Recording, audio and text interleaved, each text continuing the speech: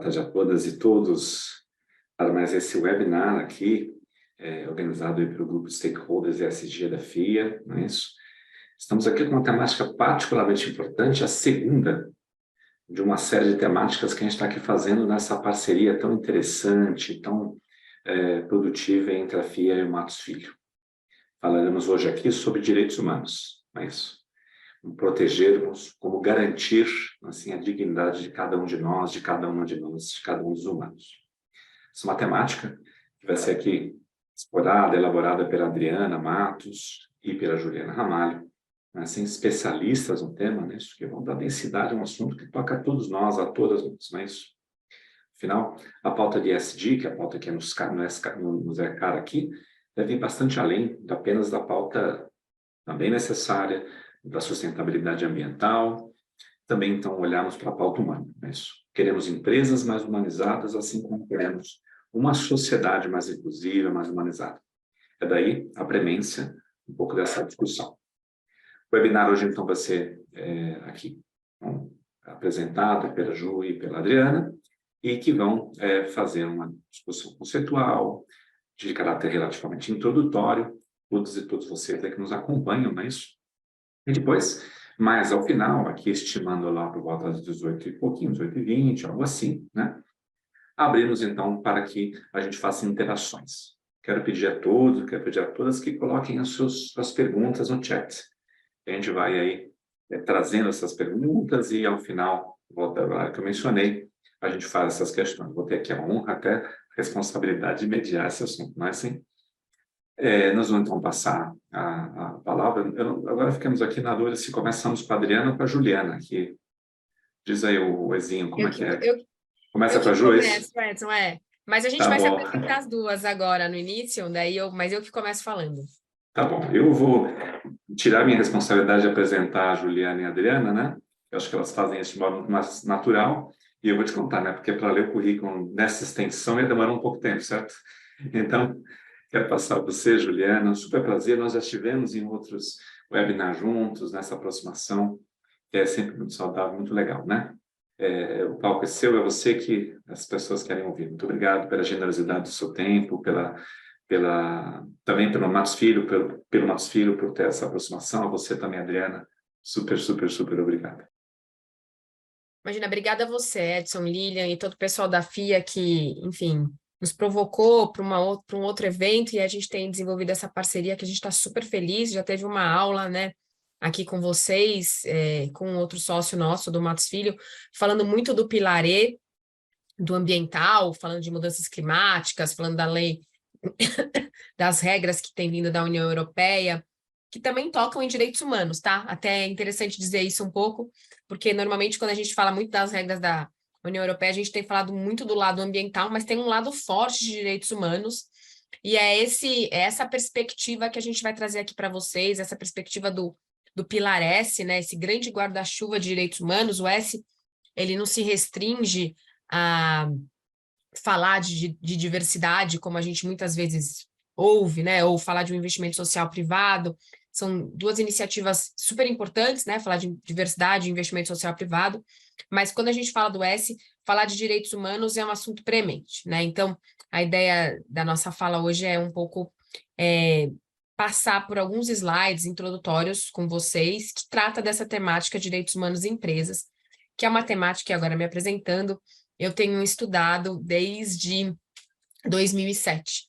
Né? Eu sou sócia do Matos Filho, estou no escritório faz 22 anos, trabalhando com entidades do terceiro setor, prioritariamente. Daí depois eu fiz meu mestrado em Direitos Humanos em Empresas, em 2007.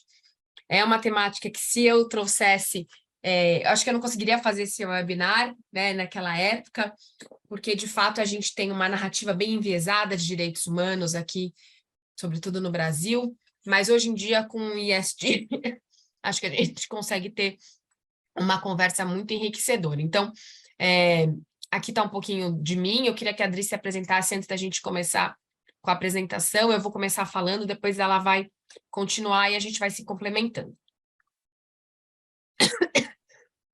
Boa tarde a todos e todas e todes. Meu nome é Adriana Matos, embora o Matos seja igual ao do Matos Filho, eu não sou dona do escritório, né, Juliana? Não, também não sou sócia, sou advogada do escritório. Atualmente, eu sou advogada da prática de Direito Ambiental e Mudanças Climáticas e da prática ESG. Então, eu divido meu tempo entre esses dois assuntos. E, originalmente, eu venho da prática de organizações da sociedade civil, negócios sociais e direitos humanos, que é a prática da qual a Juliana é coordenadora, e onde a gente começou a desenvolver os temas sociais dentro dos pilares ESG. Então, eu fico ali cuidando um pouco de tudo, eu tenho muitos anos de estudo em direitos humanos, desde há mais de 10 anos eu faço pesquisa sobre o assunto, tenho um mestrado em políticas públicas e atuei em diversas frentes de direitos humanos, tanto pelo terceiro setor, quanto no setor público, até começar a trabalhar na advocacia com direitos humanos em empresas. Obrigada, Adri. Você coloca a nossa apresentação para a gente começar, então? Bom, só falar para vocês se localizarem, acho que a gente sempre acha importante falar um pouco do que a gente está pensando em falar aqui nesse treinamento, a gente tem, o Edson deu o desafio da gente falar em 1h10, todos os nossos slides. Então, de fato, a gente vai tocar em alguns assuntos. Vocês podem ficar super à vontade para, no final, fazer as perguntas que vocês acharem que devem fazer. E depois, se quiserem fazer outras perguntas, quiserem nosso contato, a gente também está super disponível. Então, a ideia aqui é falar um pouco dessa noção introdutória, do que a gente está falando quando a gente está falando de direitos humanos. Não é necessariamente essa narrativa de direitos políticos que está muito voltada a o que foi construído no Brasil, considerando a ditadura, o que aconteceu naquela oportunidade, considerando também uma agenda que trazida com um pouco mais de força por algumas entidades sem fins lucrativos, quando a gente está falando do nosso sistema prisional, tudo isso também são direitos humanos, mas aqui a gente vai tratar dos direitos humanos relacionados às empresas, né? E aí, para isso, a gente vai tocar numa regra internacional, que são os princípios orientadores sobre empresas e direitos humanos, é uma soft law, mas é algo que tem influenciado toda essa legislação que também está vindo todas as regras que estão sendo criadas na Europa, e uma legislação no Brasil, a gente já tem uma legislação no Brasil, e tem um PL sendo discutido, a gente vai falar disso, e vai falar um pouquinho aqui do contexto brasileiro, vai tocar em assuntos que são importantes quando a gente fala de direitos humanos em empresas, e no final, esse impacto na atividade empresarial nada mais é do que o business case, né? Por que a gente tem que pensar nisso? Por que a gente tem que, quando a gente está falando com as empresas, a gente também tem que considerar direitos humanos, né? E aí, já começando a falar um pouco dessa noção introdutória, quando a gente fala do direito internacional, dos direitos humanos, a gente está falando de obrigações do Estado. Obrigações do Estado que vieram, né, em 1949, com a Declaração Universal dos Direitos Humanos, logo depois da Segunda Guerra, na qual foi estabelecido, os países resolveram entrar num acordo para que o que aconteceu naquela Segunda Guerra Mundial não se repetisse, né? Então, era uma guerra entre estados, as obrigações, quando a gente fala do direito internacional dos direitos humanos, são vinculadas aos estados, e é nesse ambiente que são criados vários tratados internacionais que a gente ouve dizer. Tem tratados da OIT, tem tratados relacionados a criança e adolescente, tem diversos tratados que a gente ouve dizer que estão sempre... Quem são os atores desses tratados internacionais? São os estados. Então, o Brasil ratificou ou não um tratado, Estados Unidos ratificou ou não um tratado. Todas as vezes que a gente fala dessas convenções, tratados, dentro desse guarda-chuva do direito internacional, a gente fala muito dos estados, que de fato é o ator principal nessa temática, né? É o ator que tem que proteger os direitos humanos, né? E aí, para a gente verificar essa proteção e verificar se de fato os estados estão cumprindo com as obrigações que foram estabelecidas na Declaração Universal dos Direitos Humanos, que compõe, juntamente com os dois pactos, o Pacto Internacional sobre Direitos Econômicos, Sociais e Culturais e o Pacto de Direitos Civis e Políticos, a gente tem a Carta Internacional dos Direitos Humanos, né? Para você verificar se estão sendo cumpridas as regras lá estabelecidas e que foram ratificadas pelos países que ratificaram alguns desses tratados, dessas convenções, existem organizações de cunho regional, são sistemas regionais que avaliam os estados, né? Então, a gente tem o Tribunal Africano, que avalia os países africanos, a Corte Interamericana de Direitos Humanos, que trata aqui justamente do Brasil, então tem alguns casos importantes sendo atualmente discutidos lá, e o Tribunal Europeu de Direitos Humanos, bem famoso, que trata de grandes casos que acontecem naquele continente. Então, a gente tem esses organizações de cunho regional, e todas elas interessando os estados, né? E aí, a gente está falando aqui de empresa, né? A gente começou falando que a temática era direitos humanos e empresas. Aonde as empresas saem nessa narrativa? O que aconteceu foi que percebeu-se ao longo do tempo que as empresas eram atores muito importantes nessa seara de direitos humanos, com grande influência. A gente tem empresas no mundo que são maiores do que alguns estados, do que alguns países. A gente tem empresas no próprio Brasil que, quando chegam numa região, são muito maiores do que aquela municipalidade, que é o estado lá localizado. Então, tem de fato uma influência direta e um impacto nos direitos humanos das pessoas, né? Mais para frente, a gente com exemplos bem claros, vocês vão conseguir ver, mas só para vocês conseguirem visualizar.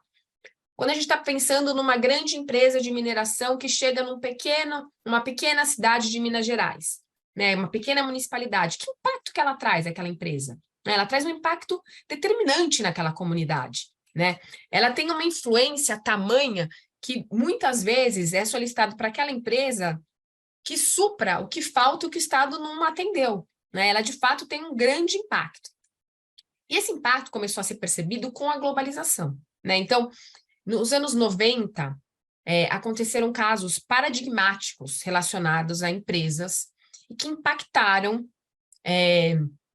os direitos humanos. Então, por exemplo, só para dar dois exemplos para vocês. Foi nessa época, na década de 90, que a gente tem o caso da Nike, um famoso caso da Nike, que é aquele caso que se percebeu que tinha, naquela época, trabalho escravo e trabalho infantil na sua cadeia de fornecedores, né? Então, a Nike é uma empresa americana, localizada nos Estados Unidos, mas a sua cadeia de fornecedores ficava na Ásia, e lá tinha o trabalho escravo.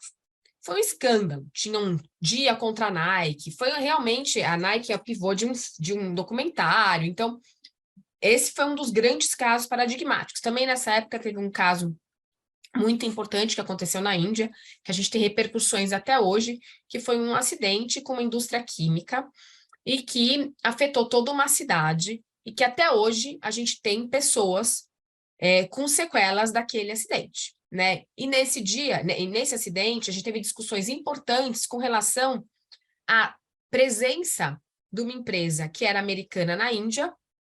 Aconteceu esse acidente, era uma subsidiária da empresa americana, e aonde a gente deveria endereçar essas questões? Número 1, a empresa tem a responsabilidade, a empresa nos Estados Unidos tem a responsabilidade pelo que aconteceu na Índia. Então, começaram a ter discussões importantes. A Nike tem responsabilidade sobre sua cadeia de fornecedores?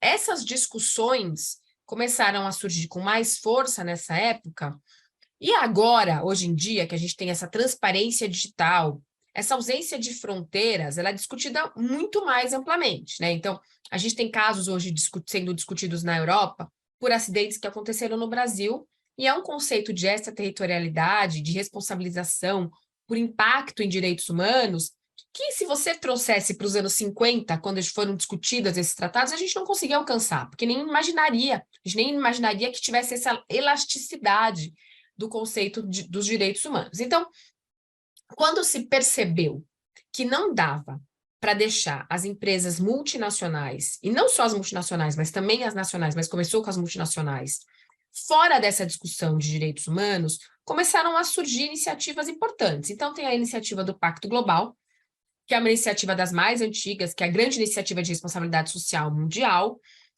que tem alguns pilares, e um dos pilares é o respeito aos direitos humanos. O PRI, que é o Principles for Responsible Investment, que abarca muitas instituições financeiras, que tem um componente importante de direitos humanos. Os ODS, que também trazem componentes de direitos humanos. E todas essas iniciativas tocam nas empresas.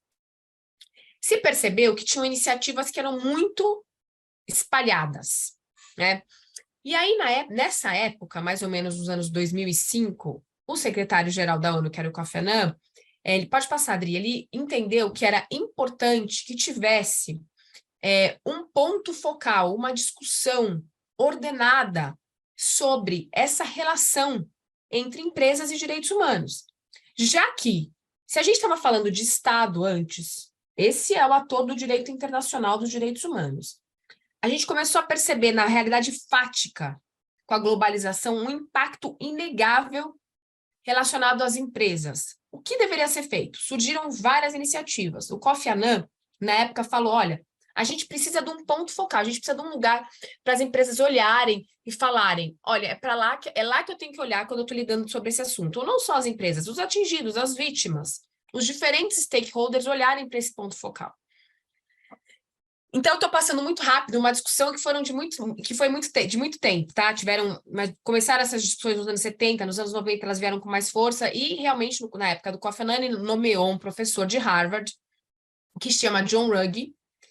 Por isso, muitas vezes, esses princípios orientadores são chamados de princípios Ruggie, e esse professor de Harvard fez uma pesquisa e chegou à conclusão que deveria ser construído era um framework com 3 pilares, né? O dever do Estado de proteger os direitos humanos, o dever das empresas de respeitar, veja que é bem diferente, um respeito, e caso aconteça um acidente, o dever de remediação, que seria o 3º pilar. Esse framework evoluiu, e em 2011, o Kofi Annan pediu para ser detalhado esses 3 pilares, o John Ruggie entregou perante a ONU os princípios orientadores sobre empresas e direitos humanos que foram endossados com unanimidade, o que é uma raridade, em junho de 2011, na Assembleia Geral da ONU. Eles foram endossados, na verdade, no Comitê de Direitos Humanos e depois pela Assembleia Geral da ONU. Então, são estabelecidos, nos princípios orientadores, a gente tem 31 princípios. Os primeiros, eles são endereçados aos estados. Os do meio, que são esses 14, são endereçados às empresas, e depois a gente tem aqueles que são endereçados para a remediação. Nesse momento, a gente vai falar dos 14 que são aplicáveis para as empresas, né? A ideia dos princípios não é um checklist, não é? Deixa eu ver se eu atendi isso, tchá, tchá, tchá, tchá, tchá. Quando você lê os princípios orientadores, você vê que tem uma sistemática. É estabelecer uma sistemática para uma mudança progressiva, para uma mudança que faça sentido ao longo do tempo. É fazer com que as empresas consigam entender o papel delas quando a gente está falando de direitos humanos, né? Então, ele não é simplesmente um checklist. São 14 princípios. Eles são divididos da seguinte maneira.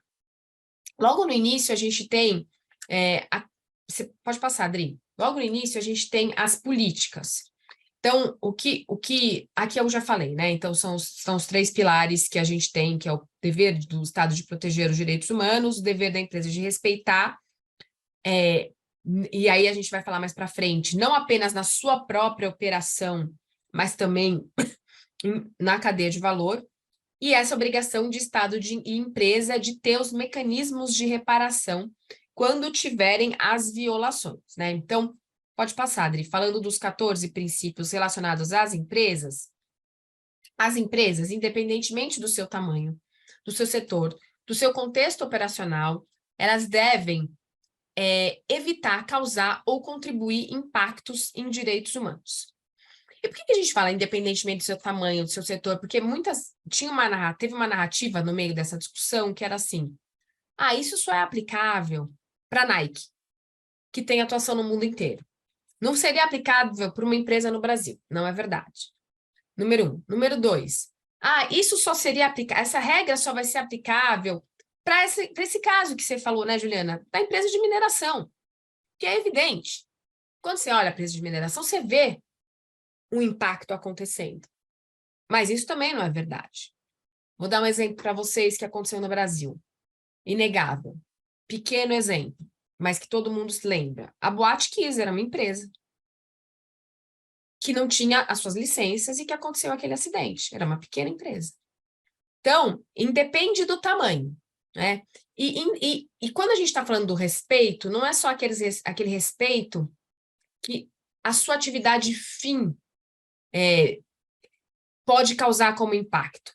mas também aquele que você pode contribuir, né? Então, vamos supor, quando uma empresa do setor de varejo, de varejo de roupa, né? Ela coloca uma pressão nos seus fornecedores para que do dia para a noite mude toda uma coleção e faça as pessoas trabalharem incansavelmente ganhando muito pouco, ela está contribuindo para o impacto de trabalho, por um impacto nos direitos humanos. Então, o caso do Rana Plaza, que fez aniversário há pouco, que aconteceu em Bangladesh, é exatamente isso. Quando aconteceu o acidente em Bangladesh, as marcas que apareciam eram as grandes marcas da Europa e dos Estados Unidos. Mas o acidente, as condições precárias, estavam em Bangladesh. Mas quem é exatamente que contribuiu para aquela situação precária, né? E também os danos relacionados às diferentes relações comerciais que você estabelece. Então, é um espectro de direitos humanos que é maior do que simplesmente aquilo que a própria empresa comete. Esse é o conceito de quando a gente está falando de responsabilidade das empresas por respeitar os direitos humanos. Pode passar, Adri. Acho que esse é um slide muito importante, porque assim como acontece também no S do ESG, e falando, acho que, na verdade, o grande guarda-chuva de direitos humanos poderia ser o grande S do ESG, a gente tem que evitar pensar que existe só um stakeholder. Quando a gente está falando de direitos humanos, a gente está falando do stakeholder comunidade, como no caso da mineradora, mas a gente está falando dos seus próprios empregados. Então, a gente está falando, por exemplo, de questões de assédio. Questões de assédio estão diretamente relacionadas às questões de direitos humanos, né? Então, são os seus stakeholders internos. A gente também tem que pensar neles, né? Questões de saúde mental, que depois da pandemia veio com tanta força. Ou, isso bem relacionado aos seus stakeholders internos. Os seus stakeholders externos é a comunidade? É a sociedade na qual está inserida? Sim. Mas também são seus clientes, por exemplo. Quando a gente está falando muito de relação de consumo, qual é o respeito que você tem ao seu cliente? São os seus fornecedores, que é um pouco isso que eu dei de exemplo da empresa do varejo. Mas, de fato, a questão dos fornecedores vai pegar fogo cada vez mais. Sobretudo não sei quem não assistiu a aula que foi dada antes dessa, que foi a primeira aula, que a gente falou um pouco da legislação europeia, foi muito falar da cadeia de fornecedor. E tem uma relação de desmatamento, que a legislação europeia traz, e tem uma relação de avaliar direitos humanos dentro da sua cadeia de fornecedor. Então, isso vai vir com mais força, né? Toda a regra que está sendo criada na Europa está relacionada muito à cadeia de valor como um todo, mas, sobretudo, com relação a fornecedores, né? Então, acho que a gente tem que prestar bastante atenção a esse stakeholder. Acho que é possível assistir, está gravado, acho que está gravado, sim, o que foi feito. A primeira aula, né, Edson? Está gravada a primeira aula, não está? Sim, ela vai ao ar ainda nos próximos dias. Ai, ótimo, então não tá está bom. ainda assim está lá disponível. Então é isso. Então, quando a gente pensa em diferentes stakeholders, né? Então, acho que a gente tem que ter. É interessante, quando a gente faz um assessment de materialidade, quando a gente vai falar mais para frente do diligence de direitos humanos, um dos assessments é esse mapeamento de stakeholders para a gente conseguir entender quem são essas pessoas que a gente está lidando para evitar os impactos.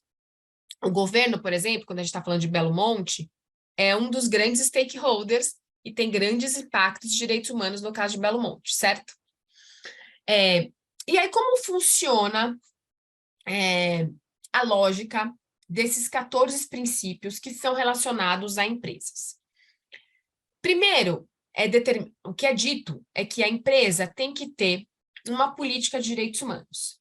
É um compromisso que diga que a empresa vai respeitar os direitos humanos. Esse compromisso precisa ser uma política apartada que fale de direitos humanos em empresas? Não necessariamente. Pode ser um capítulo dentro, por exemplo, de uma política de sustentabilidade ou de uma política ESG. Pode ser um capítulo dentro do código de conduta da empresa, mas tem que estar claro o seu compromisso com respeito aos direitos humanos. O que também é muito importante é que ele seja aprovada essa política pelo mais alto nível da empresa. porque demonstra um engajamento verdadeiro. Quando a gente tem esse engajamento da alta liderança, faz muita diferença. Também é importante que depois, volta só um pouquinho, Dri, que essa política ela seja disseminada interna e externamente. Daí a importância de alguns treinamentos. Então, não basta você falar, não, Juliana tem uma política, tá ótima, ela tá aqui, tá linda, mas tá na gaveta.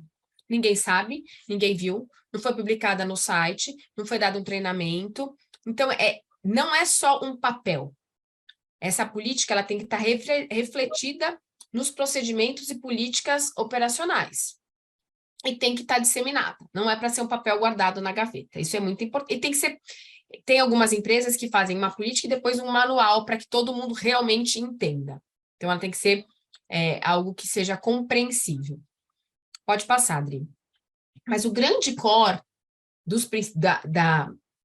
desses 14 princípios relacionados a empresas é a chamada due diligence em direitos humanos. Esse é o grande core, que é um conceito que a gente vai vir aqui na legislação brasileira, também refletido, no decreto que a gente tem, no PL que está sendo discutido, e que também está sendo refletido em legislações ao redor do mundo. A gente tem várias legislações na Europa, como eu disse, mas acabou de ser aprovada também uma legislação no Canadá, que também traz a due diligence como core. O que é essa due diligence? Eu sou advogada, a Adriana também. Não sei quantos de vocês aqui são ou não advogados, mas muitas vezes, quando a gente fala de due diligence, a gente fala de um checklist. Vamos pegar esses documentos, olhar, tá tudo bem, acabou a due diligence, guardou, fim. Não é isso. É um processo contínuo, quando a gente está falando desta due diligence, que visa identificar, prevenir, mitigar e responder aos impactos adversos dos direitos humanos. Então, é um processo que, sim, é feito eventualmente um checklist de documentos para verificar se está sendo respeitado os direitos humanos no começo de um projeto, visitas em loco, tal, mas também esse processo de due diligence, ele tem que continuar, ele tem que ser monitorado, ele tem que ser comunicado, tem que ser endereçado medidas de prevenção e mitigação caso A, B e C aconteçam. A gente tem um caso que aconteceu com uma empresa que era cliente nossa, mineradora, que eles fizeram um reassentamento maravilhoso num país da África, super bem feito, porque eles entenderam que ia ter um impacto naquela comunidade, então precisava ser reassentada, ela foi totalmente reassentada num outro lugar. As casas que eles construíram começaram a rachar, por razões diversas, não é que foi mal construída, mas na verdade tinha a terra ela vai se ajustando, e aí começou a rachar, e as pessoas começaram a falar nos canais de denúncia, nos canais de comunicação, tá rachando minha casa, tá acontecendo isso, tá acontecendo aquilo outro, eles não deram atenção, mas já fizeram reassentamento, não tem nada, essa rachadura não é nada. E aí, o que aconteceu? Aconteceu que a Human Rights Watch resolveu investigar o caso, fez um relatório, começou a questionar o processo de reassentamento, porque não teve um monitoramento a posteriori. Não é simplesmente fazer uma etapa da due diligence, você tem que continuar monitorando. E você tem que dar um disclosure adequado nos seus reports. Pode passar, Adri.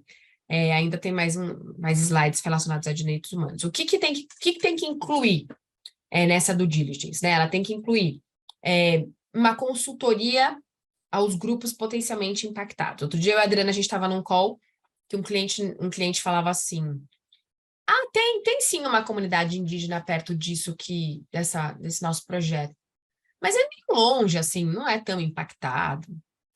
Pois é, mas você recebeu esse ofício aqui do Ministério Público Federal perguntando como você endereçou esse assunto. Não, mas é muito longe, não é impactado. Então, você tem que, de fato, mapear seus stakeholders e entender se ele pode ser potencialmente impactado. Pode ser que, de fato, a operação não atinja a terra indígena lá no seu core, mas é aquela estrada que passa do lado. Atinge ou não atinge? E a construção, e a ponte que teve que mudar de lugar, e a água que você vai utilizar, tem que pensar em tudo. Não só necessariamente o projeto dentro da terra indígena, né? Só para dar um exemplo para vocês.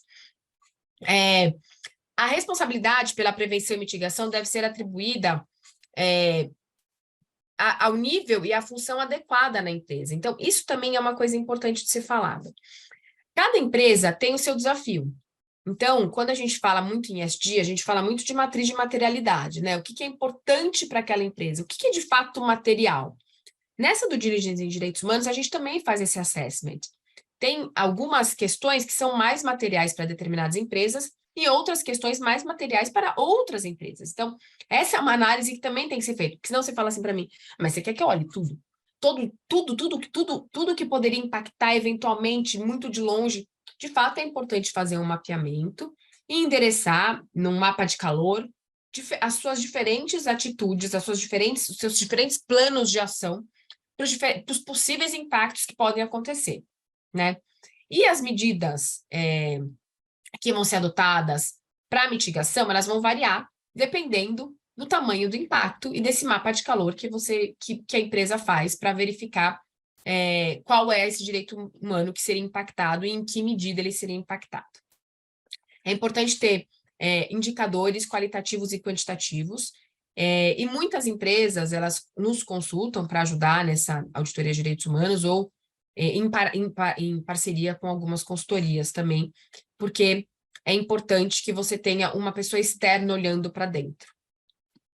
Aqui acho que a gente acha sempre interessante trazer esse desenho aqui para vocês, porque acho que fica mais claro como exatamente funciona esse processo. Então, primeiro, uma análise de riscos. Qual é essa análise de risco? É um mapa mais geral, né? Uma análise de riscos reais e potenciais. A implementação, né? O que você vai fazer diante desse risco? Qual é o seu plano de ação? Né? Meu plano de ação eu preciso fazer uma política, pode ser um plano de ação, mas eu preciso fazer um procedimento, eu preciso fazer um reassentamento, eu preciso fazer um treinamento. Dentro desse assessment que eu faço, desses riscos, o que exatamente eu preciso fazer? Monitoramento, né? Depois que você entendeu quais são os riscos, começou a implementar procedimentos, processos, políticas, tudo que você tem que fazer para, de fato, mitigar esses riscos, você faz um monitoramento contínuo e você dá um disclosure. Como que você dá esse disclosure? Você pode dar esse disclosure, por exemplo, no relatório de sustentabilidade. Você pode dar esse disclosure num site. Tem um caso grande que aconteceu, alguns casos que aconteceram aqui no Brasil, que tem sites específicos que reportam o que está sendo feito pela empresa continuamente com relação àqueles acidentes. E aí, se acontecer alguma coisa, né? Porque ninguém está isento de fato, tomar todas as medidas necessárias e não acontecer um acidente, né? O que tem que ser feito? Tem que ter processos de reparação. A reparação, ela não é um processo único, necessariamente, né? Ela pode ser uma indenização, ela pode ser uma restituição exatamente da situação, ou bem semelhante do que existia antes, mas tem que ter mecanismos de reparação.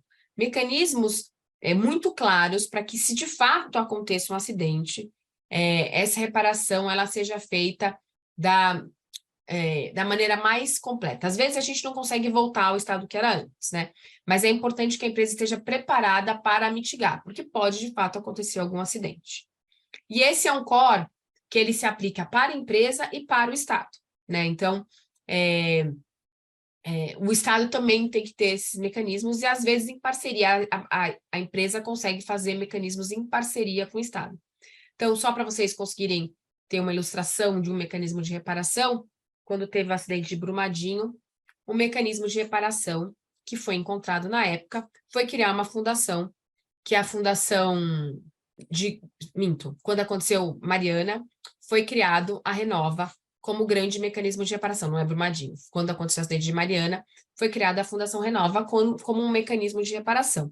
Se dá certo, se dá errado, se tem problema, se não reparar tudo, é uma discussão importante também, mas só para vocês conseguirem visualizar um mecanismo de reparação. Quando aconteceu o acidente de Brumadinho, foi outro mecanismo de reparação utilizado, né? Foram acordos feitos com as diferentes vítimas, foram acordos feitos com o Ministério Público, foi outro mecanismo de reparação, só para vocês entenderem. Mecanismo de denúncia, acho que eu vi uma pergunta aqui falando se canais de denúncia são úteis, muito importantes. Os mecanismos de denúncia, na verdade, eles são fundamentais para que a empresa consiga detectar o que está acontecendo, né? Mas para que ela consiga, de fato, detectar, tem que ter algumas características no mecanismo de denúncia. Ele tem que ser legítimo, né? Então, o indivíduo tem que ter confiança naquele mecanismo de denúncia. Então, normalmente operado por um terceiro, com garantia de anonimidade. Então, ele tem que ser, de fato, algo que a pessoa se sinta confortável para fazer essa comunicação. Nem sempre é uma denúncia, né? Mas para que, pelo menos, seja feita a comunicação. Ele tem que ser acessível. Não adianta eu ter um projeto no meio do Amazonas e falar que o meu único mecanismo... que impacte comunidades locais, por exemplo, e falar que meu único mecanismo de denúncia são e-mails. É um e-mail, né? Tem que ter alguma pessoa, eventualmente, no local. Pode ser que o mecanismo de denúncia seja uma pessoa que faz relação com a comunidade e que ouça o que está acontecendo, né? Ele tem que ser transparente, equitativo, ou seja, e tem que assegurar que as vítimas tenham acesso à informação, tenham acesso a assessoramento, conhecimento de como está sendo feito esse processo, esse mecanismo de denúncia. Então, e uma outra coisa que é importante que aconteça no mecanismo de denúncia é que você use esse mecanismo como fonte de aprendizagem contínua. A partir de diferentes denúncias que você vai recebendo ao longo do tempo, você consegue endereçar os seus grandes desafios, né? Então, ele é um instrumento de aprendizagem também, esse mecanismo de denúncia. Quer dizer, aqui nos princípios orientadores chama de fato de denúncia, mas muitas empresas usam outros nomes, canal de comunicação, e está tudo bem. Pode ser utilizado o seu próprio canal de comunicação que já existe, como também um canal de comunicação para endereçar questões relacionadas a direitos humanos. E aí, acho que a gente entra na legislação brasileira, né, Adri? Quer falar um pouco sobre a legislação brasileira, vis-à-vis todo esse arcabouço internacional? Bom, pessoal, os princípios orientadores, como o Ju mencionou anteriormente, eles têm orientado, né? Princípios orientadores têm orientado a legislação, principalmente de países europeus e a legislação da União Europeia em torno de temas relacionados a direitos humanos e, inclusive, a meio ambiente, né?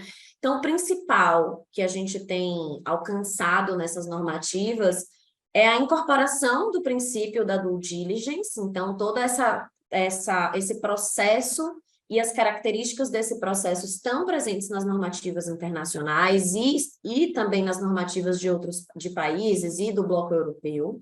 Mas a gente aqui no Brasil tem algumas legislações também que tratam do assunto. Acho que o nosso objetivo aqui, até porque teremos uma aula em breve para tratar de aspectos relacionados aos stakeholders internos, não é detalhar questões sobre legislação trabalhista, saúde, meio ambiente, segurança do trabalho, assédio, diversidade, etc. Então, a gente não vai falar sobre essa legislação, embora existam algumas regras, né? Por exemplo, CLT e regras trabalhistas relacionadas que falam sobre a relação de trabalho, além de outras normativas que tratam de assuntos específicos.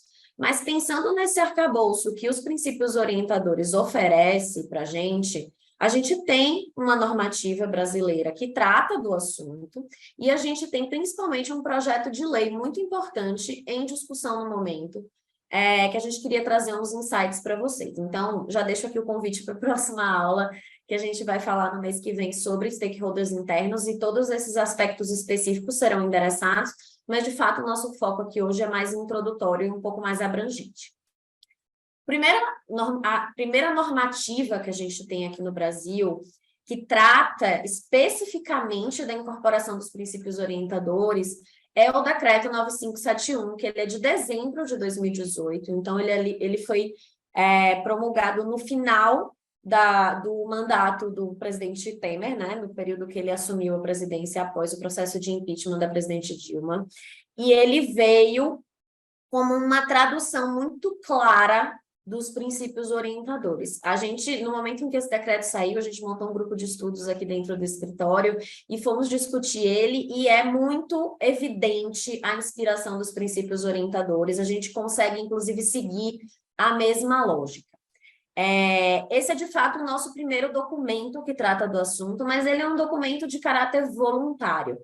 Então, a gente não pode falar que esse decreto é vinculante para as empresas, embora ele siga os princípios orientadores e estabeleça, tanto como o Estado brasileiro, quanto como as empresas que atuam no Brasil e empresas brasileiras que atuam fora do Brasil, devem se portar em termos de direitos humanos.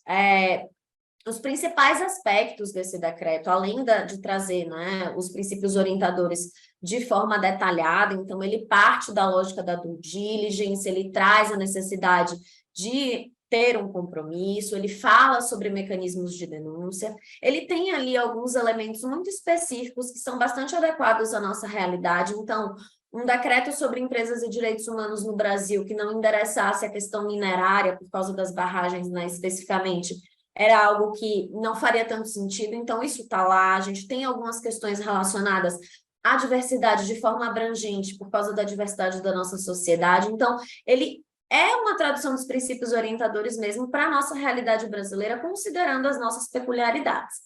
Então, ele faz uma ampliação dos direitos humanos que devem ser respeitados pelas empresas, né? A gente costuma ter, dentro da lógica dos princípios orientadores e das normativas que estão vindo em âmbito dos estados e âmbito internacional, a gente tem sempre os direitos humanos protegidos nos tratados internacionais como um norteador, mas, em geral, a gente fala sobre a Declaração Universal de Direitos Humanos e os dois documentos fundamentais da ONU, que são o Pacto Internacional de Direitos Civis e Políticos e o Pacto Internacional de Direitos Econômicos, Sociais e Culturais. A gente chama a combinação desses três documentos de Carta Internacional de Direitos Humanos e, normalmente, as normativas internacionais usam esses três documentos de base e, né, informam que são esses três documentos que terão os direitos humanos ali considerados para fins de respeito das empresas. No caso do nosso decreto, a gente está falando sobre todos os direitos humanos protegidos nos tratados internacionais, dos quais o Estado brasileiro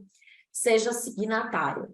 Então, a gente, além também dos direitos e garantias que estão na Constituição Federal, que é um rol bastante extenso, né? Artigo 5º e outros artigos que estão ali disseminados ao longo da Constituição. Então, a gente, de fato, tem uma ampliação desse conceito que vai muito em linha com o que o Brasil pratica em conceito de direitos humanos para a comunidade internacional. Então, a atuação estatal do Brasil costuma ser de ratificação de todos os tratados de direitos humanos, tanto em âmbito na ONU, quanto no âmbito do sistema interamericano, e isso foi internalizado dessa forma. Então, a gente tem, de fato, um rol bastante significativo de direitos, que é bem mais ampliado do que o conceito exclusivo da Carta Internacional de Direitos Humanos, e que também considera as peculiaridades regionais, exatamente porque temos muitos tratados internacionais ratificados do sistema interamericano.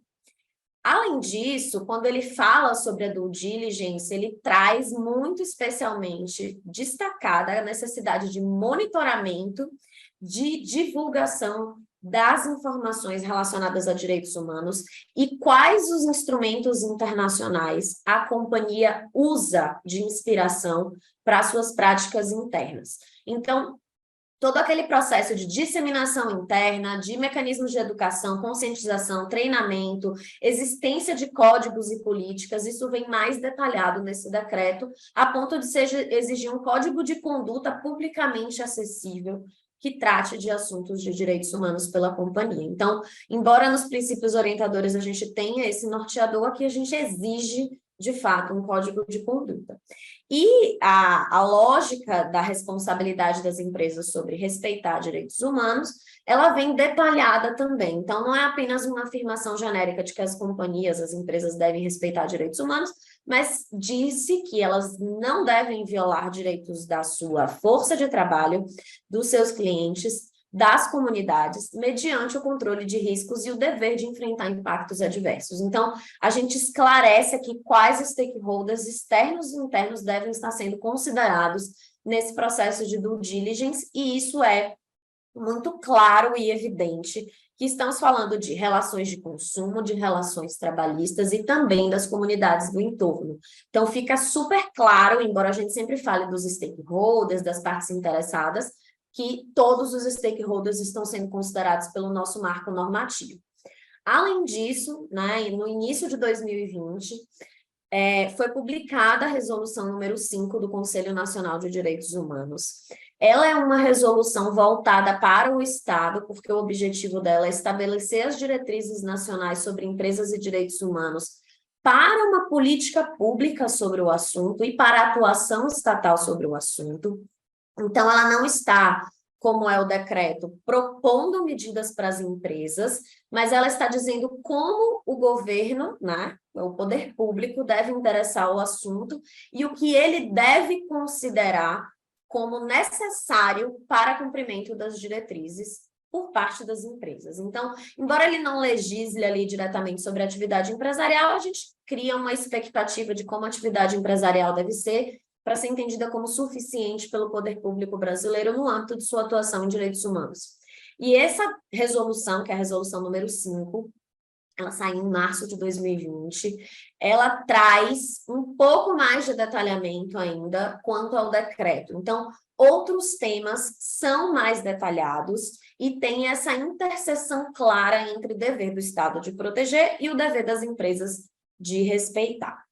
Quando a gente está falando sobre o projeto de lei, que é o projeto de lei que foi apresentado no ano passado, o projeto é o 572 de 2022, ele propõe um marco regulatório sobre direitos humanos em empresas. Então, aqui o objetivo dele, ao contrário do decreto, é ser vinculante, é regular a atividade empresarial diretamente, não apenas através do Estado, né? Então, aqui a gente vai ter também a mesma característica de obrigações estatais, voltadas para o poder público, e obrigações das empresas que serão exigíveis imediatamente, visto que serão vinculantes.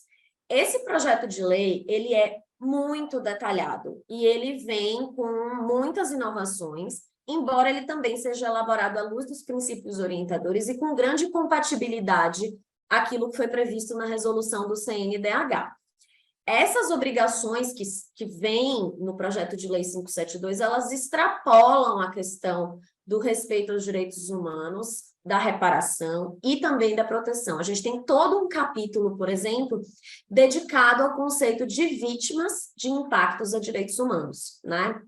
A gente sabe que nós temos muita dificuldade de determinar no judiciário quem são as vítimas, quem pode dizer que é vítima de um impacto em direitos humanos, especialmente quando a gente considera impactos de grande escala, como, por exemplo, o rompimento de uma barragem, a contaminação de um rio. Então, esse projeto de lei ele também avança sobre esse assunto para tentar trazer um pouco de clareza sobre quem é legitimado a pedir a reparação, que é o terceiro pilar, né?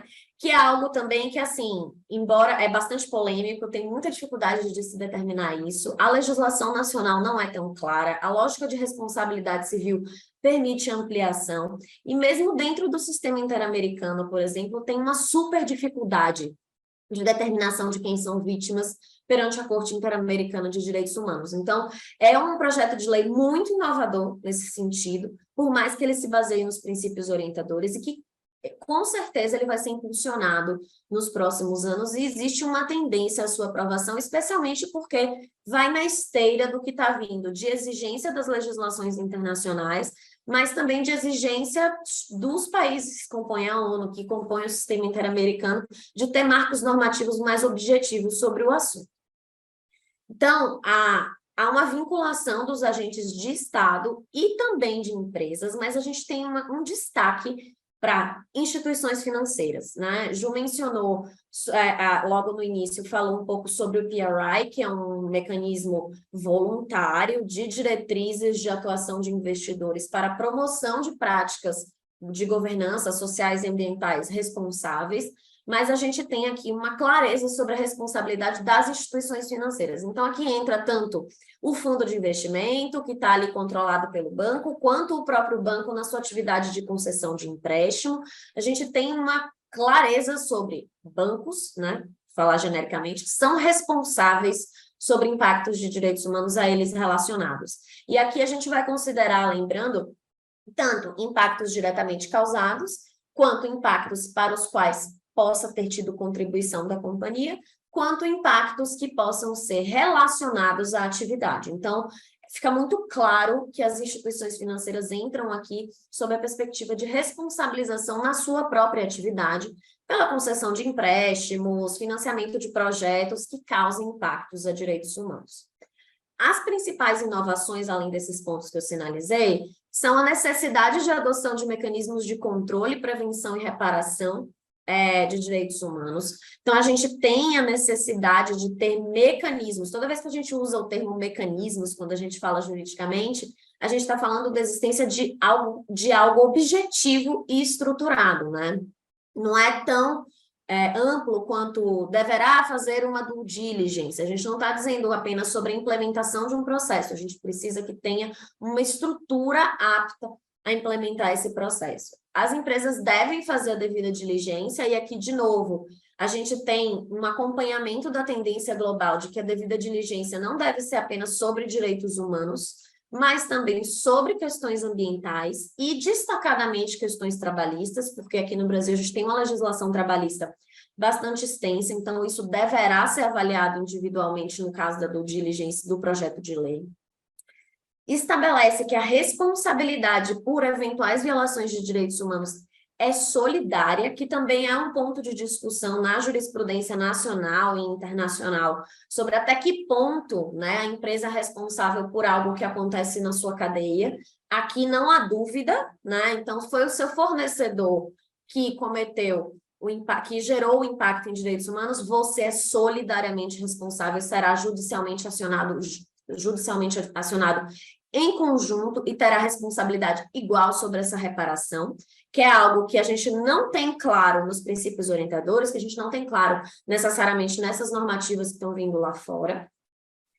Esse item é um item bastante polêmico e a gente acredita que vai ser alvo de debates bem acalorados no Congresso, porque exige-se a elaboração de um relatório semestral sobre o cumprimento dessas regras, os mecanismos de controle, prevenção, reparação, e, quando houver planos de reparação de impactos que já tenham ocorrido, e que esse documento seja apresentado a diversos stakeholders relevantes, como o Ministério Público Estadual e Federal, Defensoria Pública Estadual e Federal e o Conselho Nacional de Direitos Humanos.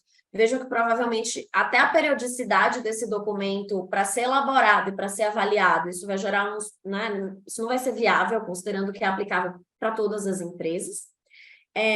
E no caso de obrigações de reparar, quando a gente fala dos mecanismos de reparação que Ju mencionou antes, citando o exemplo da Fundação Renova, aqui fica muito claro que quando houver necessidade de reparação de um dano, a empresa deverá criar um fundo destinado ao custeio das necessidades básicas dos atingidos por esse impacto em direitos humanos. Então, utiliza-se a lógica do fundo, não é uma fundação, né? Fundação é uma natureza jurídica, é uma pessoa jurídica, mas utiliza-se a lógica do fundo e esse fundo será administrado conjuntamente com atores públicos, com a participação social. Então, busca-se aqui trazer um pouco mais de transparência para processos de reparação. Avançando um pouquinho sobre o tema da reparação, como eu mencionei, tem esse item que fala sobre quem são as vítimas, que é algo que é muito importante, que também vai ser alvo de um debate extenso no Congresso Nacional, na academia. A gente já tem acompanhado algumas discussões sobre esse assunto, exatamente por causa dessa dificuldade de determinação. Mas tem todo um capítulo de foco nos direitos das pessoas, grupos e comunidades atingidas. Então, para além da conceituação, é estabelecido que vítimas são hipossuficientes. Então, a gente sempre fala em direito de hipossuficiência quando a gente fala do consumidor e do empregado, né? Que é o empregado não tem condições, né? Ele é hipossuficiente, ele não tem condições econômicas, políticas, informacionais de combater de ter um processo judicial, de ter uma discussão, de ter um conflito com a empresa. E dentro da perspectiva de direito do consumidor também, né? O consumidor é sempre considerado hipossuficiente porque ele está exposto ao que lhe é informado sobre o produto, sobre a forma de utilização, etc. Então, aqui é reconhecida a hipossuficiência, então presume-se sempre que as vítimas estão em condição desigual de fazer um diálogo, uma discussão sobre sua reparação, e por isso elas precisam de tutela específica, né? Proteção específica de órgãos técnicos, né, como é o Ministério Público, Defensoria Pública e de assessoria jurídica, técnica, etc. Estabelece-se a garantia de negociação equilibrada para que essa hipossuficiência ela seja saneada. Você precisa ter um equilíbrio, ou seja, equidade no processo de negociação, com oferecimento de suporte técnico para os atingidos. Então, não vai bastar você negociar com o Ministério Público se o Ministério Público não tem condições de avaliar o impacto ambiental detalhadamente vai precisar oferecer um suporte técnico para esse impacto ambiental seja detalhado e a negociação seja equitativa. Também aplica-se alguns princípios constitucionais, como razoável duração do processo, né? Isso se aplica tanto para questões judiciais quanto administrativas. Tem uma fiscalização da atividade empresarial, que vai ser estabelecido pelas entidades de classe. Garante-se a consulta prévia livre e informada de povos indígenas, comunidades tradicionais e comunidades quilombolas, e eu vou entrar nesse conceito já já, além de direito à informação adequada e o direito à reparação integral, que é sempre a lógica que a gente deve seguir, né? Quando não é permitido a restituição íntegro, que é retornar para a condição original de gozo do direito, você tem que fazer uma reparação que seja múltipla, então não é apenas sobre dinheiro, é também sobre direito à memória, direito à família e todos os outros direitos que são vinculados a um incidente em direitos humanos, mas a gente tem também um dispositivo bastante polêmico, que é já prevista a nulidade de acordos extrajudiciais ou judiciais que exonerem as empresas de suas obrigações. Então, fica vedado a possibilidade de se estabelecer um acordo onde a empresa diga: eu não tenho responsabilidade de reparação, e atribuir isso, por exemplo, para o Estado. E aí a gente tem um artigo específico sobre responsabilização, então, interdição ou suspensão das atividades empresariais, perda de bens, direitos e valores, proibição de recebimento de incentivos e contratações com o poder público, transferência do controle societário aos trabalhadores e desconsideração da pessoa jurídica, que é um instituto que é já bastante utilizado no Brasil. E aí, quando a gente vai falar sobre Brasil, a gente tem que falar de Brasil 2023, considerando que direitos humanos é um tema prioritário no governo brasileiro, governo federal atualmente. A gente tem uma série de temas com bastante protagonismo nos ministérios, inclusive com ministérios com pastas específicas, mas a política pública em direitos humanos ela é vista como transversal, ou seja, ela faz parte da pauta de todos os ministérios e suas secretarias, ela é tratada dentro de cada pasta. Então, direitos humanos dentro da perspectiva de saúde, direitos humanos dentro da perspectiva de educação, mas a gente tem pautas que a gente chama de identitárias, que são relacionadas a grupos minoritários que agora têm seus próprios ministérios, e esses ministérios podem trazer diretrizes e normativas sobre a atuação empresarial. Saiu recentemente um projeto de lei que veio da Presidência da República, mas assinado também pelo Ministério das Mulheres, sobre remuneração equitativa, por exemplo, né? Esse projeto de lei está na Câmara dos Deputados, avançou agora para o Senado. Então, tem uma tendência de multiplicação de normas e de diretrizes que vão vir com esse viés de participação dos grupos minorizados. Então, a gente tem o Ministério dos Povos Indígenas, para onde agora a FUNAI vai responder, né? A FUNAI ela ficava fora, então virou uma autoridade vinculado ao Ministério dos Povos Indígenas, as diretrizes vão vir em conjunto, o Ministério da Igualdade Racial, o Ministério das Mulheres e o grande guarda-chuva, que é o Ministério dos Direitos Humanos e Cidadania, que tem uma Secretaria Nacional de Promoção e Defesa dos Direitos Humanos, que tem uma competência específica sobre empresas e direitos humanos, e foi anunciada também uma assessoria especial em empresas e direitos humanos, que ainda não foi concretizada. Então, a gente tem uma tendência a ter mais normativos que tratam do assunto. Falando um pouco, e aqui eu vou falar muito rapidamente, porque isso vai ser objeto do nosso próximo evento. Principal assunto, quando a gente fala sobre social dentro do SG, direitos humanos, que aparece na mídia, que as pessoas levantam, é sempre diversidade, equidade e inclusão, né? A diversidade é reflexão da representatividade de grupos sociais dentro do ambiente corporativo. A equidade é a igualdade material, então é dar às pessoas as condições para que elas estejam em um mesmo patamar de gozo de direitos, de privilégios, de benefícios. Então, é sobre tratar desiguais de forma desigual para que eles possam gozar dos direitos de forma igualitária. Então, é quando a gente fala, por exemplo, de políticas afirmativas, de cotas, e também temos a inclusão, que é o conceito de trazer para dentro da companhia as pessoas que fazem parte de grupos minorizados para refletir a presença delas na sociedade, também no ambiente corporativo. Então, é uma tríade que fala, né, o pessoal chama, puxar para dançar, etc. A gente não é muito fã desse conceito, a gente prefere partir um pouco mais dessa lógica de trazer para dentro, permitir representatividade e tratar de forma desigual para que sejam iguais faticamente.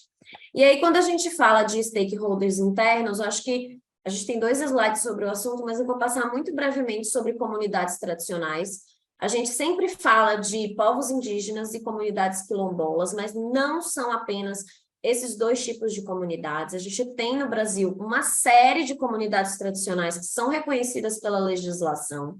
A gente tem uma política nacional de desenvolvimento sustentável dos povos e comunidades tradicionais.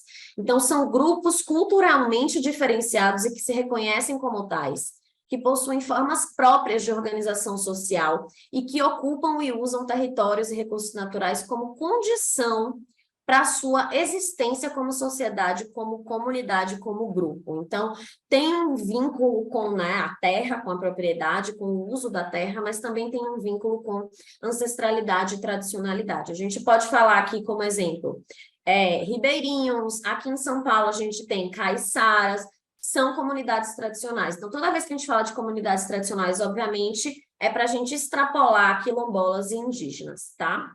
E nós temos a Convenção 69 da OIT, que é o grande instrumento internacional que foi ratificado pelo Brasil, está internalizado, que fala sobre o que são comunidades, eles falam de povos indígenas e povos tribais, e o nosso conceito de comunidades tradicionais é muito próximo ao de povos tribais.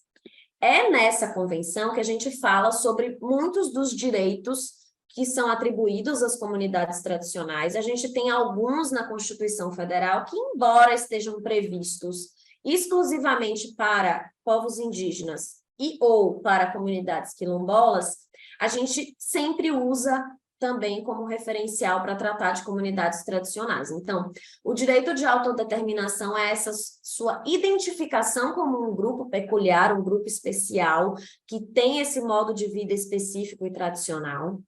A gente também tem direitos territoriais e de propriedade, e no Brasil, um país onde a gente tem uma série de conflitos fundiários, esses direitos são muito importantes, eles são originários, né? Eles são reconhecidos na Constituição Federal como originários, então a gente tem sempre que partir do pressuposto que a relação com a propriedade faz parte do modo de vida dessas comunidades, e o direito à consulta prévia, livre e informada, que é o direito de participar das medidas administrativas e legislativas que possam afetar diretamente as comunidades tradicionais. Então, é ser informado e consultado de forma adequada, ampla, detalhada, sobre qualquer medida que possa impactar no seu modo de vida, que possa impactar na sua realidade. Então, aqui entram tanto medidas administrativas e legislativas, então, projetos de lei, entra uma decisão sobre a concessão de um parque nacional, por exemplo, quanto entram também ações relacionadas à atividade empresarial. No Brasil, a gente tem uma discussão sobre quem estabelece ou não a consulta prévia, mas isso também tem uma proposta de regulação no PL 572.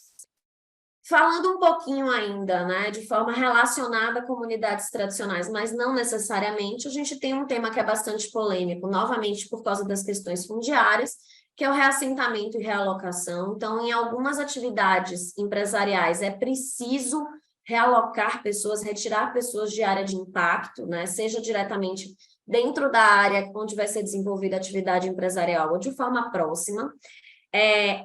Esse reassentamento e essa realocação devem seguir estándares internacionais, devem ser entendidos a partir de estándares internacionais. A gente não tem um marco normativo nacional que trate do assunto, e isso é um prejuízo para a nossa interpretação sobre o conceito.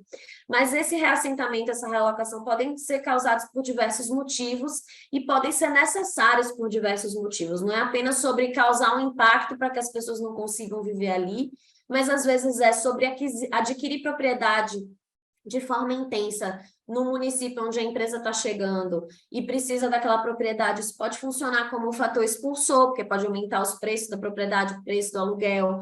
É sobre ruídos, danos estruturais. Quando a gente fala de atividades de grande escala, por exemplo, grandes obras, mineração, explosões, isso impacta muito a qualidade de vida das comunidades e pode gerar necessidade ou desejo de realocação, e sempre tem que exigir um planejamento detalhado com a participação social das comunidades e sempre, sempre, sempre tem que prever a melhoria da condição de vida de acordo com os estándares internacionais. Então, não é apenas sobre dar uma nova casa para as pessoas, é sobre garantir que elas tenham condições de vida ainda melhores do que elas tinham originalmente.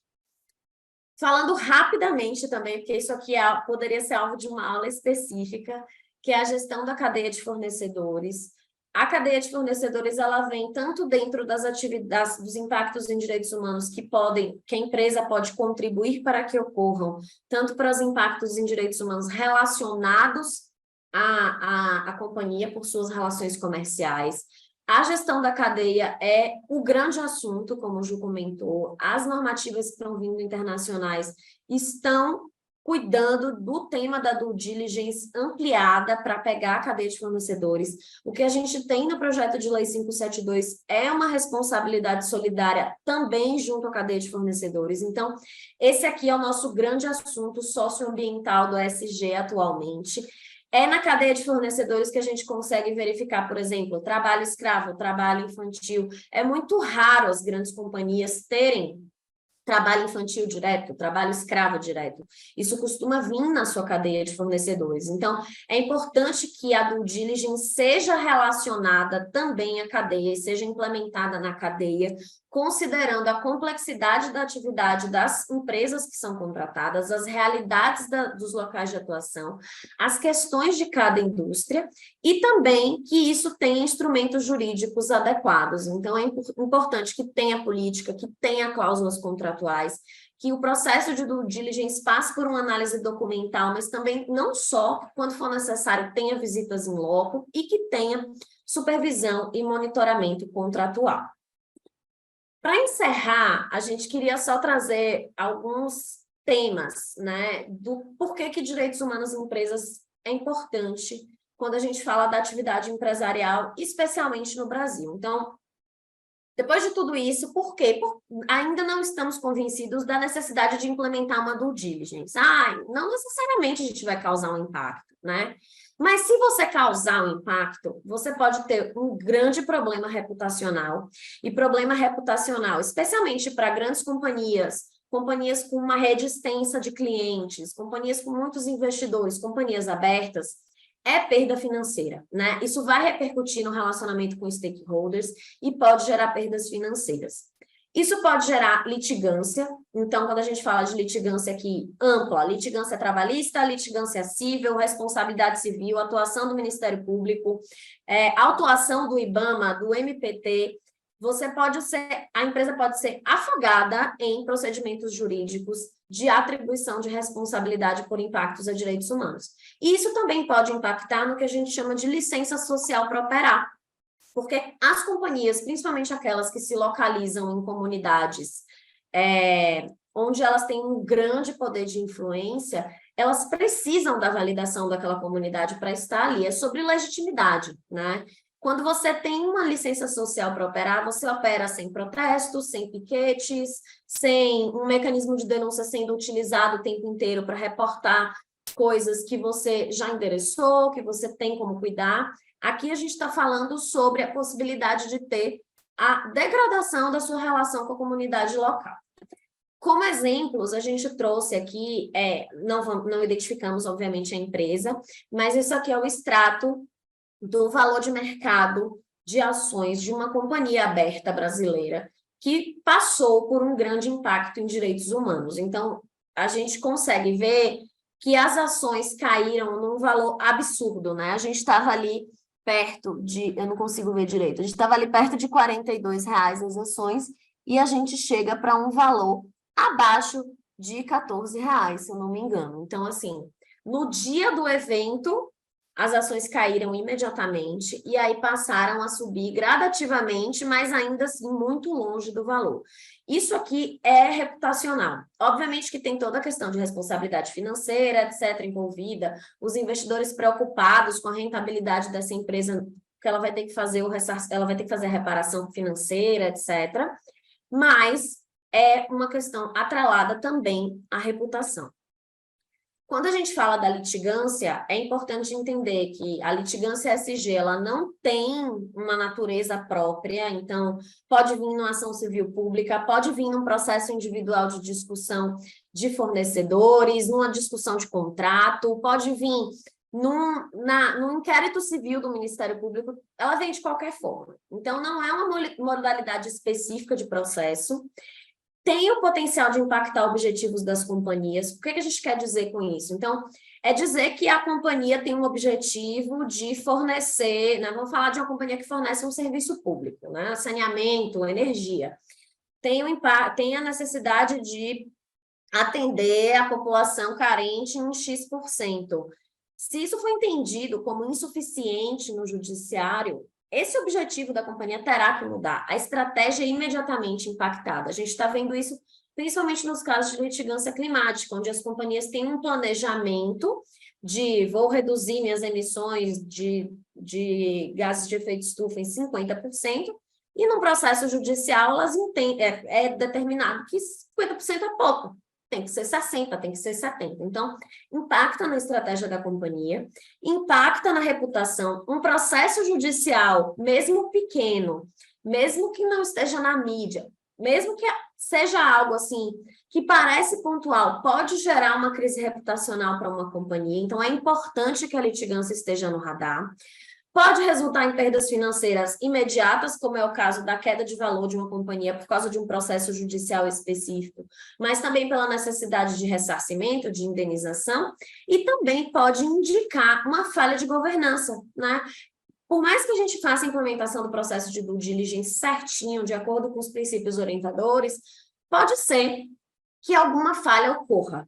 Então, um litígio pode apontar onde essa falha está e é importante que isso seja endereçado.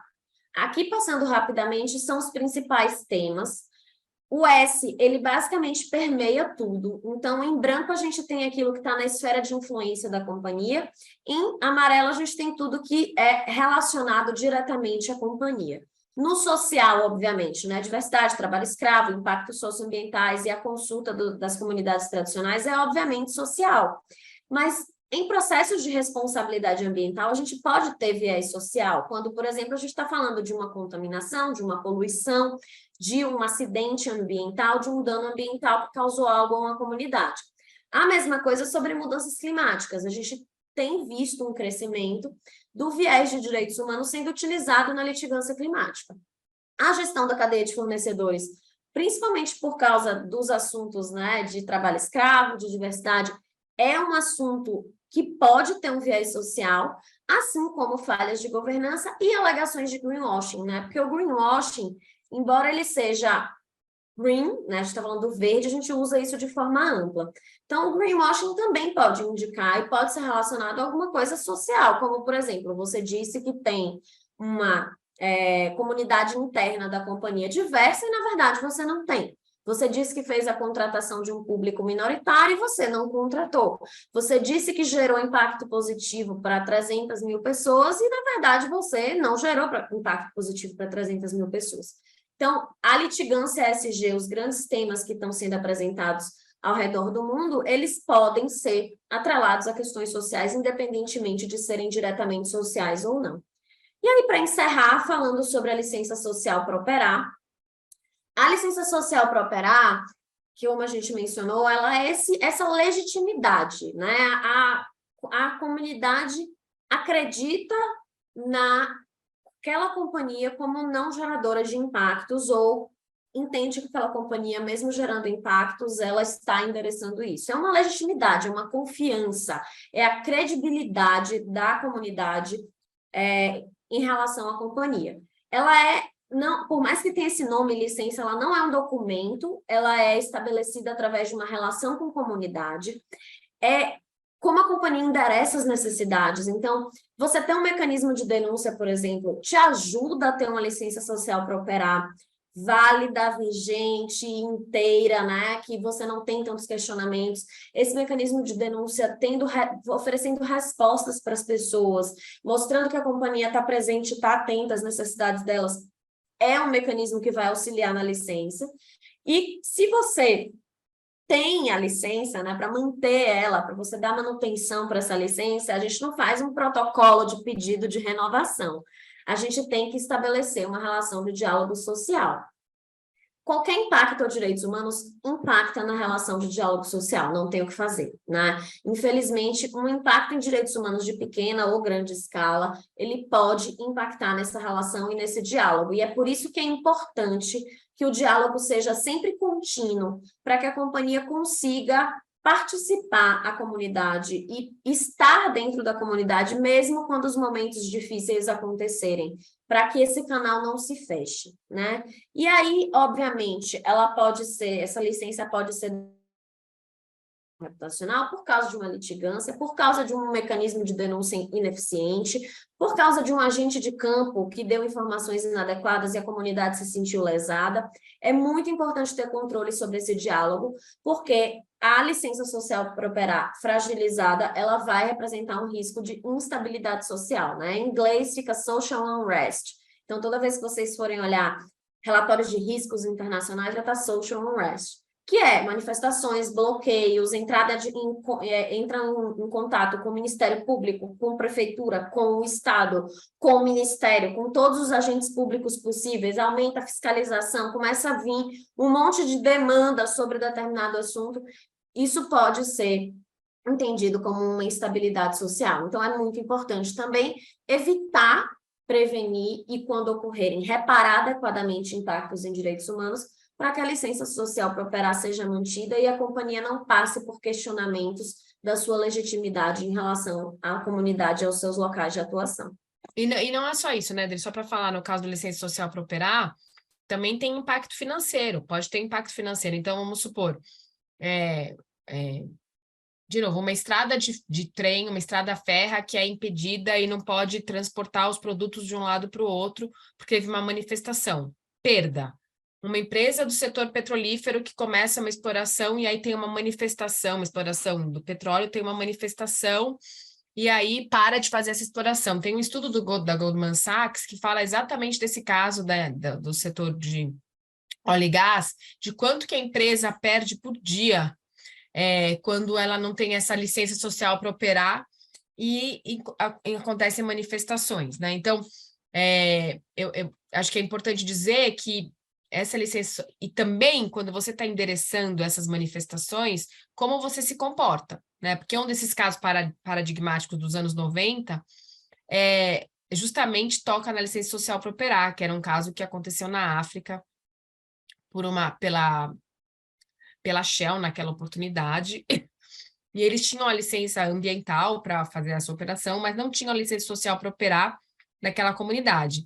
E aconteceu, enfim, uma manifestação na porta da empresa na época, não da planta na época, e aí teve uma repressão policial, aconteceram algumas mortes, foi terrível, né?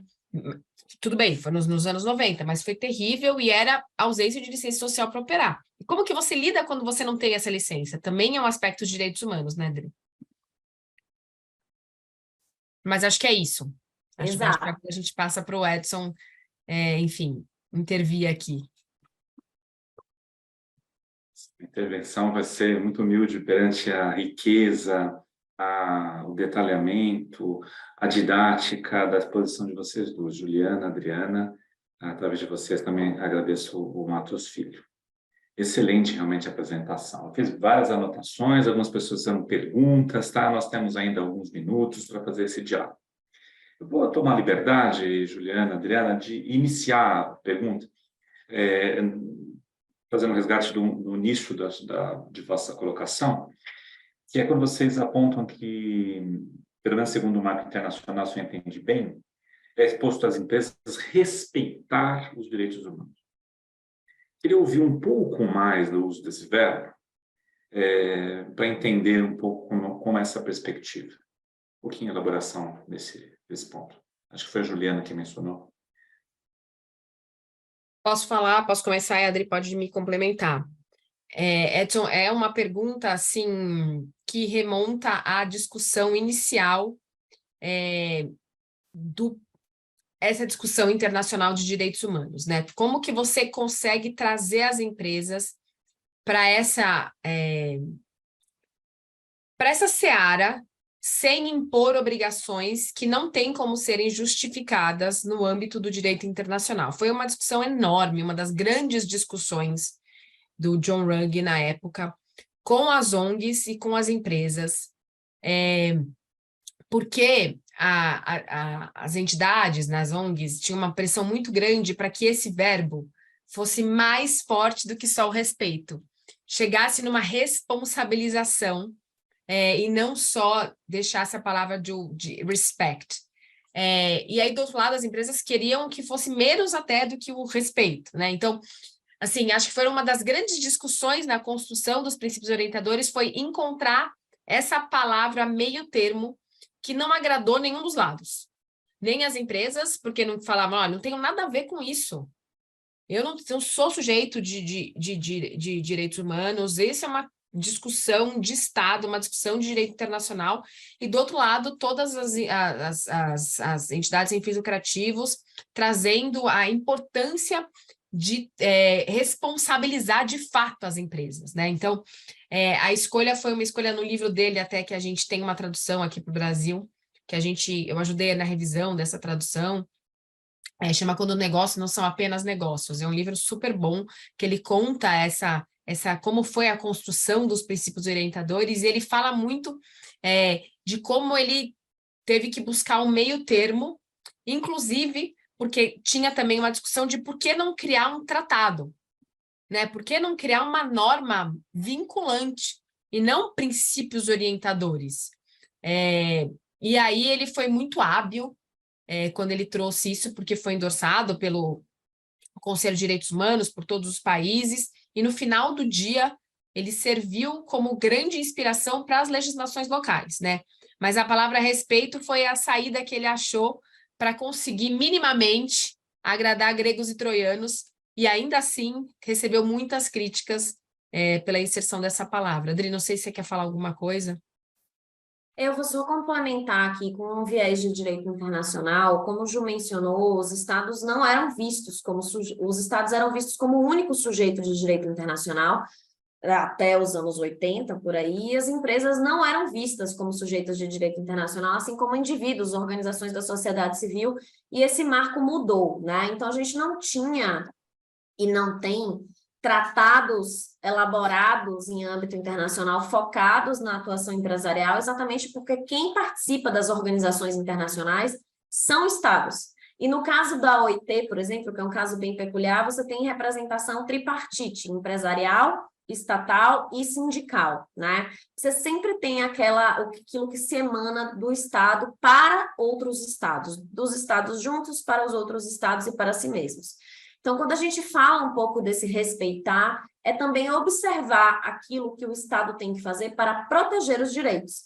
E dentro do proteger está a garantia de que terceiros, e aí entra pessoas, empresas, organizações, grupos internacionais, etc., entra-se a garantia de que terceiros não ofendam direitos humanos. Então, respeitar vem muito disso, né? É o Estado como o ator que guia como esses direitos devem ser implementados e protegidos, e a empresa respeitando também essas diretrizes de como isso deve ser feito e evitando ser o terceiro que disturba o gozo de direitos humanos. Então, é muito também por causa disso. Excelente. Eu também tive essa sensação que vocês estão dizendo de uma certa, na minha interpretação, incompletude da expressão respeito, mas vocês problematizaram super bem, né? Muitíssimo obrigado mais uma vez. Queria fazer uma outra questão que vocês tangenciaram, mas com certeza poderiam explorar mais, questão de tempo, e enfim, nós teremos outros momentos de diálogo aí, né? No cenário internacional, por certo, há diferentes interpretações, marcos regulatórios, no que diz respeito a direitos humanos, todos sabem disso, né? Enfim, China e Oriente Médio, enfim, uma série de outras questões. Como é que vocês veem na questão de comércio internacional, sobretudo, enfim, a interface de empresas brasileiras com países, enfim, mais problemáticos que são direitos humanos? Eu conecto essa questão com a questão da cadeia e colocando cadeia particularmente no que diz respeito à cadeia internacional. Vou comprar da China, vou comprar de países que não misóginos, homofóbicos, etc., ou cuja cultura principal seja dessa forma. Queria ouvir um pouco, né, como é que vocês veem, que experiência, inclusive, vocês possuem nessa questão, né? Ficou, inclusive, muito popular aí, né, diante da recente Copa do Mundo, enfim, queria ouvi-las. Acho que eu posso começar essa, porque isso aí é meu mundo, né? É o mundo das relações internacionais. Originalmente eu vim de lá. É muito complexo, né, Edson? Eu vou aqui puxar uma discussão sobre direitos humanos que remonta à década de 40, quando começou essa discussão sobre a Declaração Universal de Direitos Humanos e os crimes do Holocausto, etc., que é a discussão universalismo e relativismo, né? A gente sempre fala que os direitos, existe uma disputa de direito internacional sobre se os direitos humanos eles são universais e são igualmente aplicáveis para qualquer lugar do mundo, qualquer pessoa, em qualquer país, em qualquer cidade, independentemente do seu governo, independentemente de ratificar ou não tratados, ou se os direitos humanos eles devem ser interpretados de acordo com as regras nacionais, a interpretação cultural, etc., das pessoas. Esse é um debate sem fim. Eu não vou debater isso aqui, tem muitos assuntos, tem muitos materiais de direito internacional dos direitos humanos sobre essa discussão, que são fáceis de consultar, e eu acho que cada um pode seguir sua linha, mas as discussões contemporâneas de direito internacional dos direitos humanos, elas vão para o caminho do meio termo. E o caminho do meio termo é de entender que existe um núcleo duro de direitos humanos que deve ser respeitado internacionalmente, mas que alguns direitos devem ser interpretados também considerando aspectos nacionais e culturais para que as relações sejam respeitosas entre países, empresas, organizações, etc. Esse meio termo é muito difícil de se alcançar, né? Para a gente, no Brasil, a LGBTfobia é crime. E a gente teve uma Copa do Mundo em um país onde LGBT é crime, ser LGBT é crime, né? Então, a gente tem, de fato, uma dificuldade de encontrar esse meio termo e não existe uma resposta correta. Porém, quando a gente fala de direitos humanos em empresas, a gente está falando principalmente de relações entre entes privados, né? Então, são empresas que se relacionam com outras empresas, são empresas que comercializam e adquirem produtos de outras empresas, são empresas que atuam em bloco, em conjunto, em colaboração, para fornecer um produto, etc., para um país. Nas relações privadas, a gente tem liberdade de estabelecer os nossos critérios. O ponto é que quando a gente tem uma normativa como a europeia de desmatamento, a gente tem uma regra que diz: vocês precisam fazer consulta prévia, livre, informada de povos indígenas e garantir que não tem desmatamento e obedecer regras fundiárias e vincular e garantir que vocês não têm violação de direitos de terceiros na produção do papel, né? A gente tem uma regra objetiva, só que nas relações comerciais, quem manda quem tem o recurso, né? Então, isso acaba indo para uma lógica de mercado e deixando essa discussão de relativismo, universalismo, o país que cumpre, que não cumpre, um pouco de lado. Porque a lógica do mercado, de quem está fazendo a aquisição de produtos, de quem está fazendo a aquisição de serviços, que está estabelecendo relações comerciais, ela vai vir de como o agente privado quiser ou de como o agente privado for obrigado a agir de acordo com a lei do local onde ele atua. Então, a gente supera algumas questões, a ponto de, no Brasil, por exemplo, a gente vai precisar seguir as regras de desmatamento da União Europeia, que só consideram floresta coisas que no Brasil não necessariamente são floresta, ou desconsidera a floresta brasileira, como é o caso do Cerrado, né? Então, a adequação acaba entrando na esfera privada e isso vai sendo transformado numa discussão de cumprimento regulatório, de cumprimento de exigências contratuais, que deixa toda essa discussão de direitos humanos em empresas e due diligence, etc., de lado conceitualmente, partindo para uma questão muito pragmática, que é: me comprove que houve consulta à comunidade indígena, senão seu papel não vai entrar na União Europeia, né? Então, no momento em que a gente tem uma regulação nacional ou de bloco sobre temas de direitos humanos em empresas, as empresas perdem a sua autonomia de apelar, por exemplo, para o relativismo, dizendo: mas no meu país isso não é regra. você vai ter que cumprir mesmo assim. Então, a gente acaba tendo uma grande extraterritorialidade das regras e a extrapolação dos temas privados para também a esfera pública, porque vai exigir política pública, às vezes o Estado não tem condição de garantir a segurança de uma operação, etc., e assim por diante. Excepcional. Maravilhosa resposta. Não sei se a Juliana completa. Acho que não, né? Super boa resposta. Não, tá super completa. Acho que a gente pode falar sobre outras. Acho que é difícil complementar essa. Eu poderia dar vários exemplos do que aconteceu na Guerra da Rússia, quantas empresas deixaram de comprar da Rússia, ou ao contrário senso, por que o que aconteceu na Guerra da Rússia, qual o movimento que aconteceu na Europa de slowdown um pouco mais e outros países, a questão climática, enfim.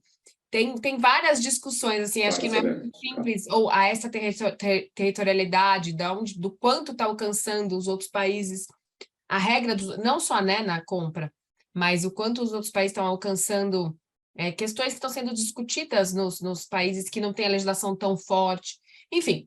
Mas acho que a gente daria uma outra aula aqui. Sem dúvida. Eu tenho uma outra questão que ela não é propriamente da área do direito, mas de uma maneira trafega nessa questão que a gente está colocando, sobretudo no lugar de conscientização das lideranças empresariais com relação a esses temas. Eu leciono em MBAs, da Escola de Negócios, na FIA em particular, há 22 anos.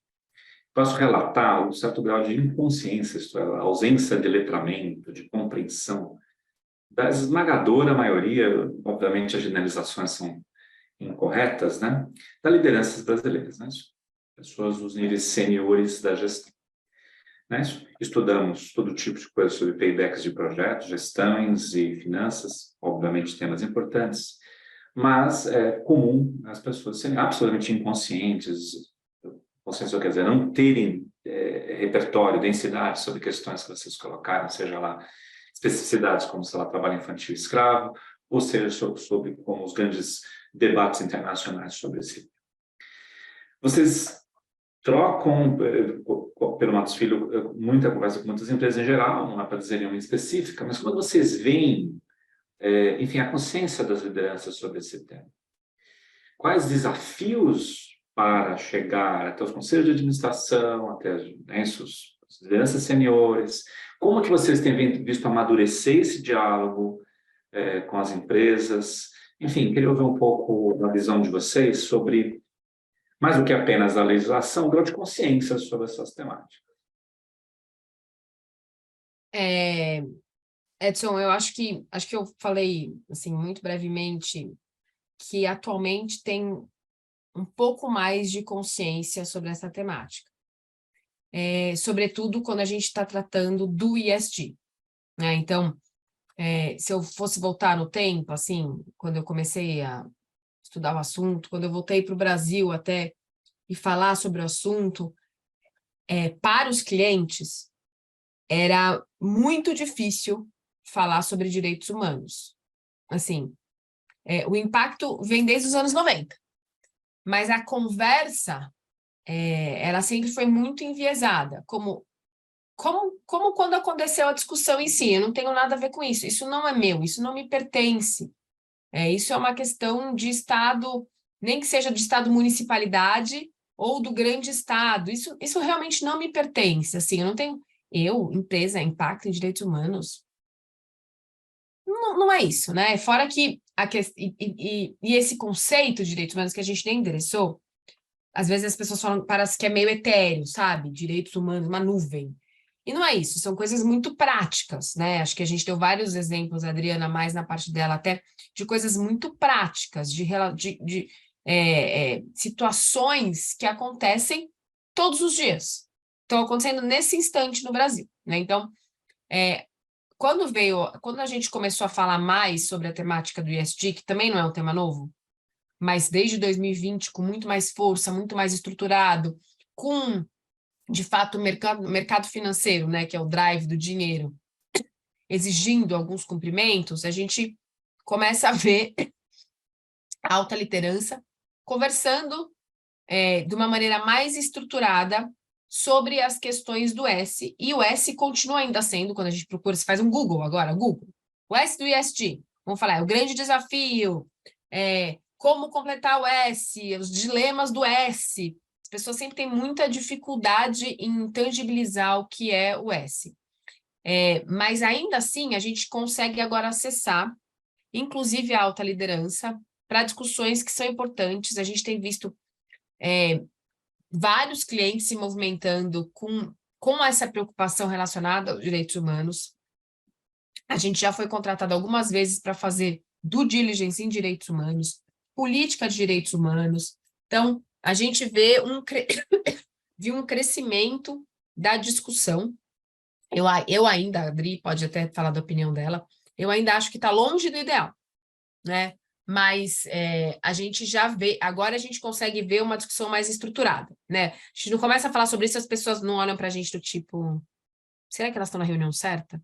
Então, a gente consegue conversar sobre o assunto, mostrar a importância, mostrar a tangibilidade e ver que, de fato, tem, em alguns casos, a alta liderança envolvida. Quando a alta liderança não está envolvida, continua não sendo efetivo. Pode até ser que tenha alguns processos implementados na empresa, mas não é efetivo, né? Faz muita diferença a gente ter um conselho de administração com essa pauta. Faz muita diferença. Faz muita diferença a gente entrar numa reunião e ter um CFO junto, falando do assunto, falando, olha, tem um impacto financeiro, aconteceu A, B e C desse acidente aqui na empresa, e eu fico dias fazendo contas, vendo quais são os impactos financeiros. Faz muita diferença, né? Acho que, não, para resumir, acho que teve um amadurecimento, mas ainda eu não vejo no ponto, talvez eu seja exigente, mas eu não acho que está num lugar ideal ainda.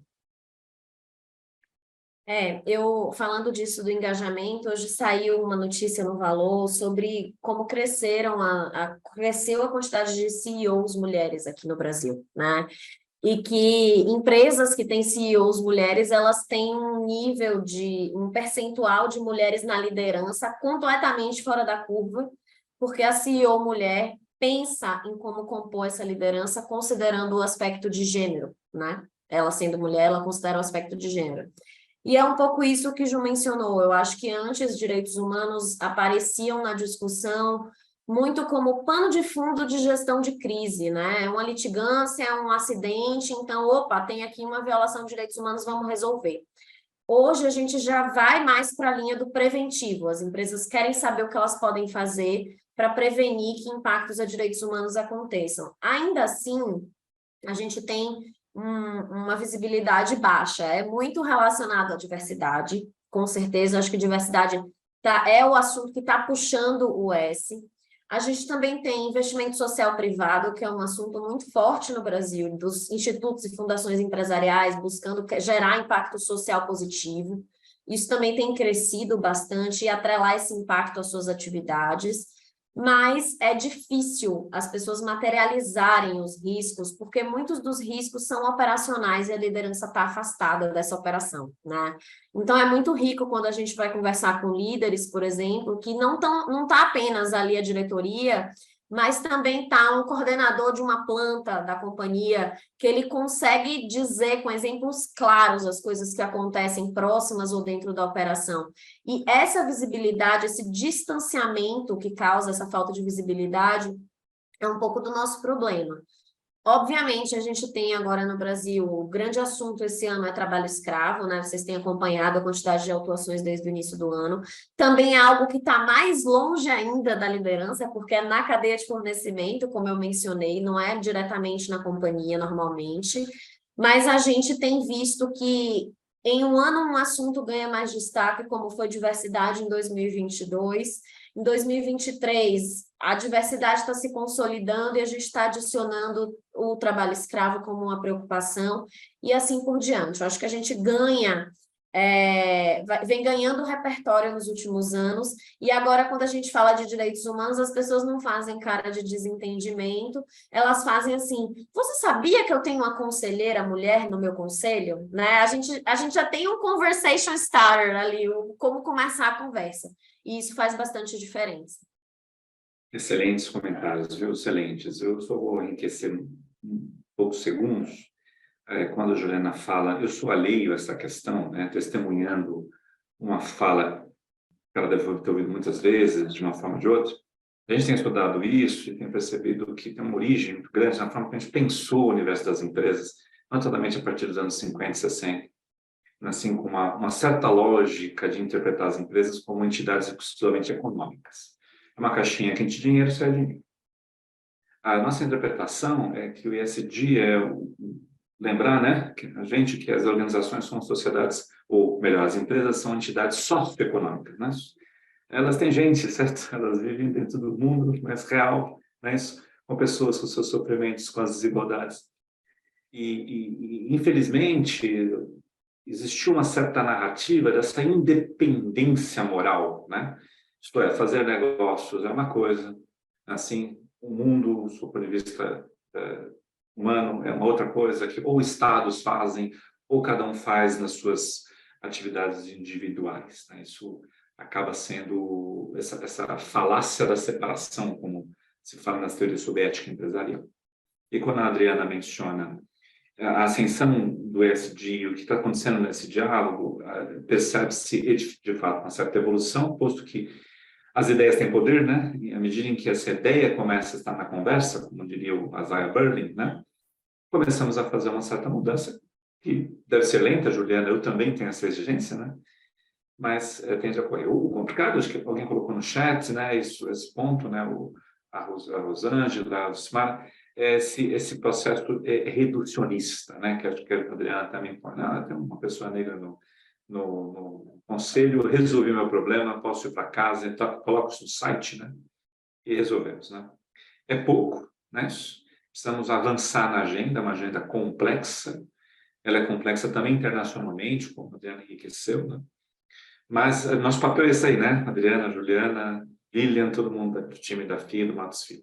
Queria pedir a Adriana e a Juliana para fazerem as suas falas finais, né? Isso que vocês colocariam como, enfim, último recado para esse público que está aqui, né? Já estamos chegando às 19 horas e já antecipadamente agradecendo super palavras, generosidade, não só nesse webinar, eu quero testemunhar agradecendo outros encontros que tivemos, né? Só a Juliana e a Adriana colocando tempo a nosso favor para debater conosco como a gente pode educar para a ética empresarial melhor. Então, super agradecimento em público a vocês, ao Matos Filho, né? Por tudo isso daí, né? Isso, por gentileza. Talvez dessa vez em ordem alfabética, Adriana, se você quiser iniciar. Vou começar então. Professor Edson, Lilian, muito obrigada pelo convite. Foi um prazer absurdo. Eu volto aqui em junho para conversar com vocês de novo. Direitos humanos são minha paixão. É muito legal poder aplicar a minha paixão no meu trabalho atualmente. A gente sabe que o caminho é árduo, longo e progressivo, né? Mas a gente tem acompanhado evoluções incríveis e a gente vê que o assunto, de fato, está sendo endereçado no Brasil e isso é fantástico. As pessoas presentes nos nossos eventos, os nossos clientes conversando com a gente sobre o assunto, a academia, né, aquecida, debatendo o tema, o governo envolvido no assunto. Então, com certeza, a gente vai ver muitas evoluções nos próximos anos. É algo que é de dentro para fora, também de fora para dentro do Brasil. E, obviamente, precisando de qualquer coisa, querendo tirar dúvidas, fiquem muito à vontade para nos contactar. Obrigada a todos pela presença, todos, todas e todes. E até breve, no meu caso. Excelente, Adriana. Muito bom. Ju, por favor. Eu também quero agradecer a todos pela presença, a todos, todas e todes, agradecer o convite da FIA, agradecer essa parceria que a gente estabeleceu, que é uma parceria riquíssima, esse ciclo de palestras eu estou super animada, porque eu acho de fato que a gente está num lugar que não tem mais volta, né? Acho que a gente está numa sociedade que não vai permitir que, assim espero, que a gente volte atrás com esses conceitos que a gente tem trazido relacionado ao E, ao S, ao G. Especificamente com relação aos direitos humanos, eu realmente, apesar de ser muito exigente e achar que as coisas estão caminhando lentamente, eu estou animada, né? Eu acho que a gente tem aquela frase que nada é mais poderoso do que uma ideia quando chegou ao seu tempo, né? É uma frase famosa. Eu acho que a gente tem aqui uma ideia que é a questão do Vitor Hugo. Vitor Hugo, que é uma ideia que eu acho que não vai, está muito poderosa atualmente, né? E dentro do Pilar S, acho que os direitos humanos têm crescido e eu fico muito animada. Então, a gente segue à disposição. Se vocês precisarem falar com a gente depois, podem pedir nossos contatos para a Lilian e para o Edson. E eu não vou encontrá-los na próxima aula, mas vocês vão estar na boa companhia da Adriana e de um outro sócio meu. Espero que vocês gostem bastante da aula também. Excelente, excelente. Sobre isso, eu tenho uma pergunta que acabou chegando bem no finalzinho, elaborada, com certa, um pouco mais de detalhamento, da Rosângela de Oliveira, acho que é o caso, inclusive, da troca de contatos aí, se vocês permitirem, como acabaram de permitir. Então, dizendo a Rosângela que a gente vai passar a vocês a questão, tá? Então, destaco, né, Lilian, o próximo evento, não deixem de acompanhar esse programa que a gente, enfim, está aqui conduzindo, é um programa que a gente chama de comunidade de aprendizagem, né? Isso acho que a lógica de sala de aula é importante, mas o que é super importante mesmo é essa lógica de muita troca, essas trocas interorganizacionais, uma escola de negócio, um escritório de advocacia, é uma das coisas mais ricas que a sociedade brasileira pode fazer. Né? A Lilian está postando aqui, 22 de junho, né? Isso vai estar até um pouquinho mais frio que hoje, né? Nós vamos até permitir o uso de cobertorzinhos, né? Nesse dia 22 de junho, provavelmente, perto das festas juninas, né? Também às 17 horas, desafios ESG, direitos humanos, empresas para stakeholders internos, aspecto do trabalho decente, diversidade, equidade e inclusão. Eu estou ansioso. É isso. Eu também faço aqui as minhas palavras do professor João Maurício Boaventura, que coordena este curso, que não pode estar aqui, ele manda um abraço. Então, fazemos aí o encerramento dessa nossa belíssima agora noite de aprendizagens. Com vocês, Adriana e Juliana. Muitíssimo obrigado. Obrigada, até breve, gente. Obrigada. Tchau, tchau.